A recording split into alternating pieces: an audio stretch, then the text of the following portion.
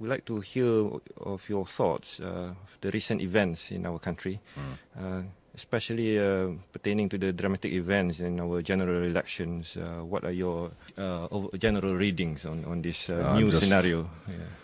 Cautiously optimistic. Happy, cautiously optimistic. Okay, but as we see, one of the main promises or agenda of the new coalition government is reform. This is the key term that they propagate in their campaigns, and even now in the language that they use in the media, in particular in the judicial, legislative and economic institutions, which they claim have seen a great deal of leakages and corruption over the years. Mm-hmm. Do you see this as the right step that the new coalition is taking? Yeah, I think there is room for reform in the three areas you mentioned just now, and I think there is a need for them to do so. But I'm more interested in the education sector. I mean, they can talk about the judiciary, the executive, and the other one all they want to, but the fact of the matter remains, the education system does not only need a reform, but it needs a transformation. And this is something that I think they should be paying more attention to, because ultimately everything boils down to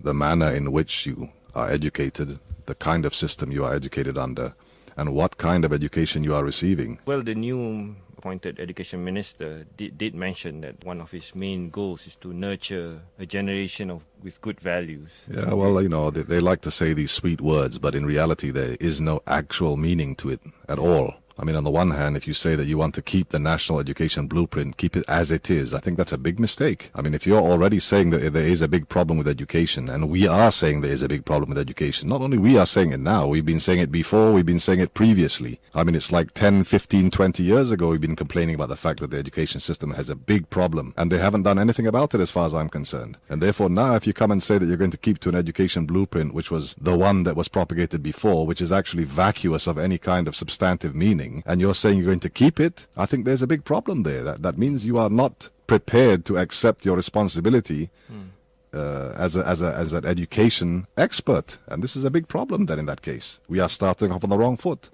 The usage of terms, the coalition often use that, they say that they want to uphold the democratic principles that of freedom of conscience, the rule of law, good governance.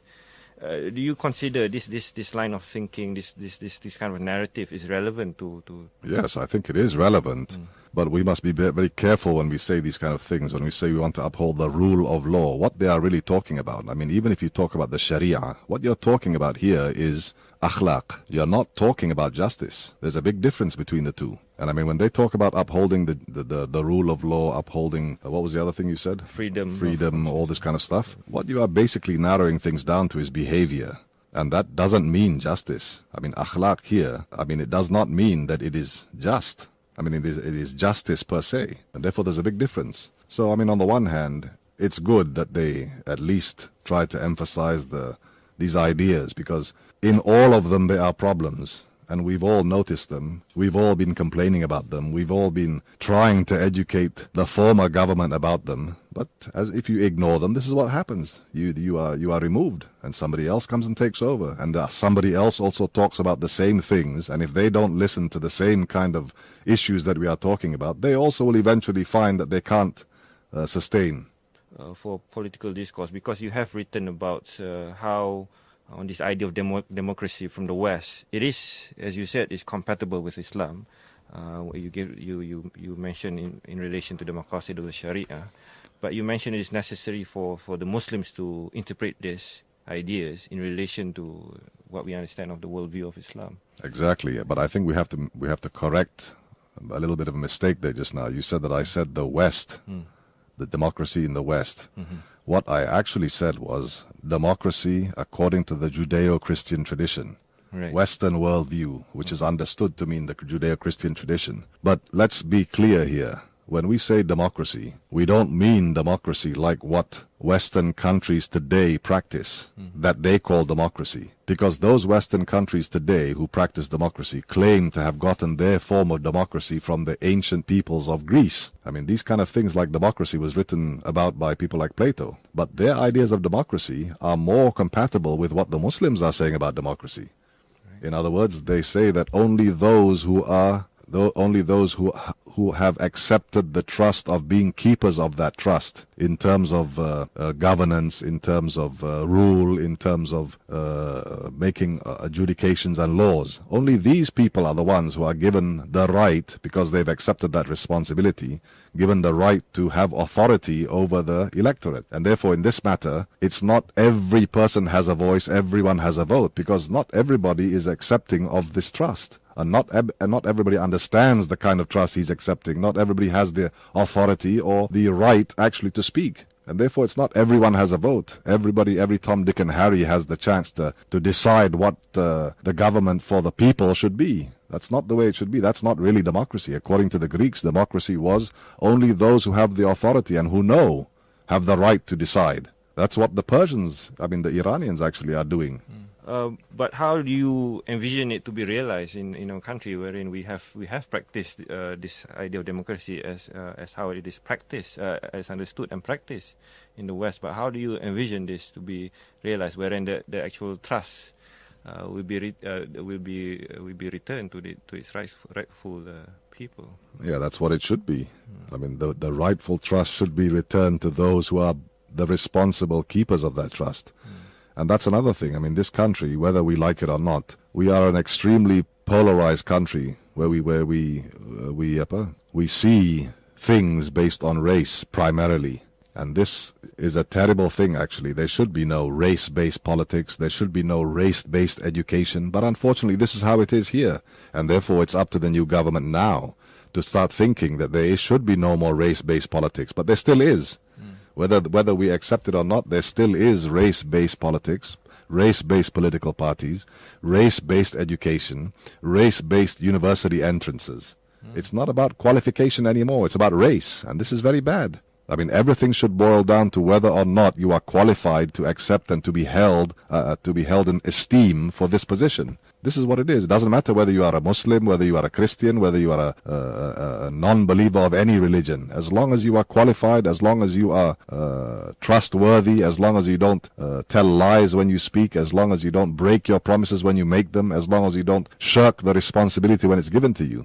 Well, this idea of race-based policies has been in place so long that perhaps it has kind of overlooked. But perhaps one angle of that perspective is that the economic standing of the peoples are not equal. So perhaps, therefore, that's one argument why it is looked at that way. Wouldn't you say so? Maybe in the past you could argue that. Maybe in the past, and about 50, 60 years ago, you can argue that maybe the distribution of wealth wasn't similar.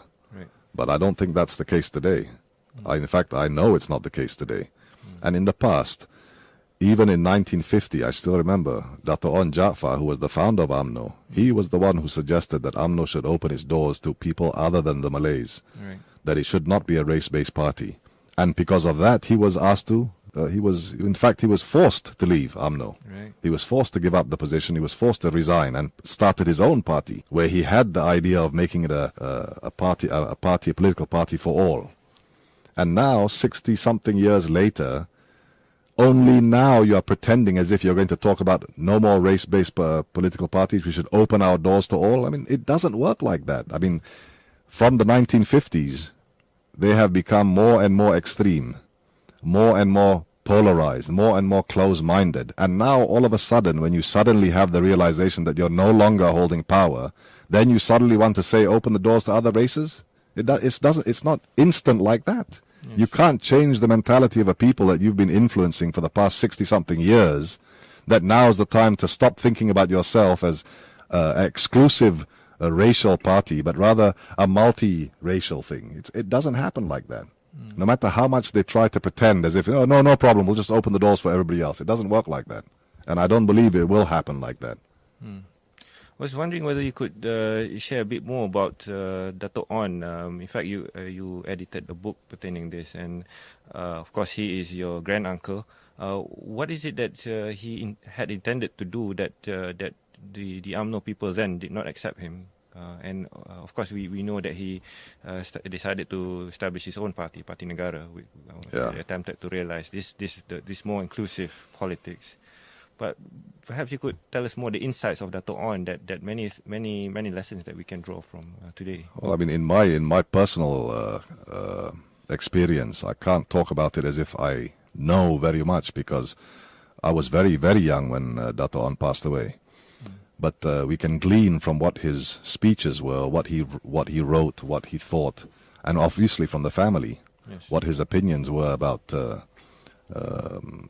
political party opening up to other races. And I mean, he was the kind of man that did not see himself as being exclusive. I mean, he was, he got along with everybody. I mean, this is what most of the Malaysians, they get along with everybody else.